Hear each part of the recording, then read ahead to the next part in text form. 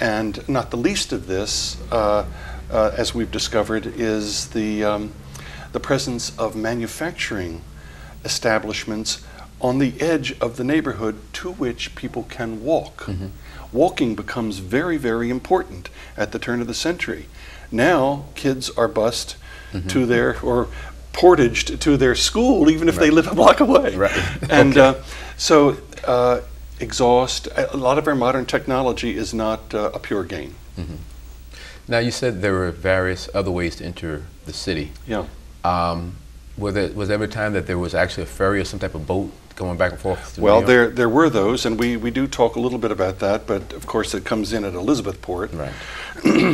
One of the things we discovered that was really quite enlightening was I found in the history room at the public library a photograph taken at North Avenue and Newark Freulinghusen, looking north to Newark, trees on both sides, not a building in sight. Trolley tracks in the center, trees all the way. And when we went to look for who was living on North Avenue in 1910, the answer is no one. Trees there too. Right. In 1910. In 1920, it looks like it does today. It was a very rapid transition, and it had a lot to do with working opportunities, and usually for people already living in Elizabeth. This was a new neighborhood. This was a place where you didn't need a car. It was a step up to a new facility, many single-family homes rather than multiple families. So it was an opportunity in 1920. Now, how do you both think that this research changes our view of Elizabeth?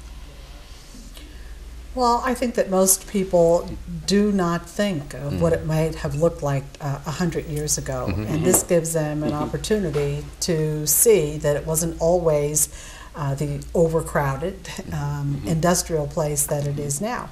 And that when industry first came here, that's what attracted their parents and their grandparents to the city.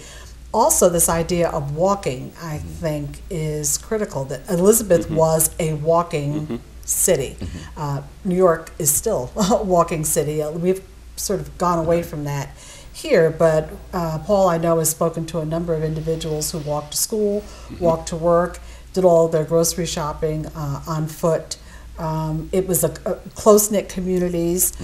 People sat on porches, they talked to each other, they walked from one neighbor's house to another, and your friends and your families tended to live in your same neighborhood, in your same community. We're now spread out all over the city, or the city and the suburbs, but at one point it was very different. Right now the city is very built up. What we discovered for the first half of the 20th century is that there are farms within the city limits. I have pictures of them. Functioning dairy farms through the 30s and 40s, delivering milk. And it made us think that, in fact, in most major cities in the United States, a country experience is a part of the city in the 20th century. And it comes kind of bracing to think about that when people's mindset about the city is based on sort of 1980 to the present.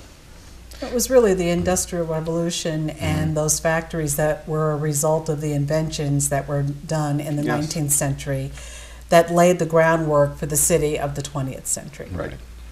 Now, oral history is a unique resource for historical inquiry. Can you give us specific examples from your research for this forum that clarifies its importance? Well, the country experience was something I actually was surprised at, and when people open their photograph albums and they trot out these pictures, it's very important visual historical evidence, but it sets your mind on a different kind of angle than it would have been beforehand. But there are lots of different kinds of things. The walking aspect is one, but the use of the trolley. The centrality of the number 30 bus, which apparently goes everywhere, and everybody that we talked to rode it. Now, when did the 30 bus start, do you know? Or? I think it's in kind of the 1930s, because this is when the trolley begins to phase out. The last trolley is about 36, 37, like that. And so they're replaced with buses. And putting the whole culture on wheels, especially with the centrality of the auto now, it sounds like almost a cliche, a common sense observation. But when you move back to a point where it was not the central feature, it sets your mind in a different set of considerations. Right. And so, we're thinking about those kinds of contrasts.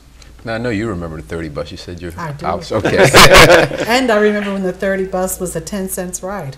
Now, don't go back that far.